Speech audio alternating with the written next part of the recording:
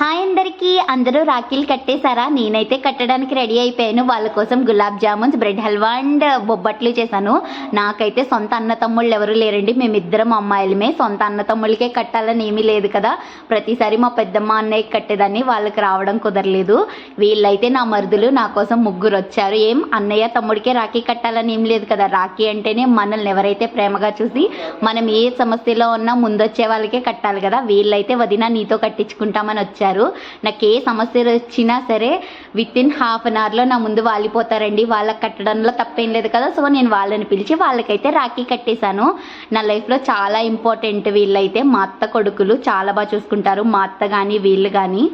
And మీరు కూడా ఇలా ఎవరికైనా కట్టేయండి.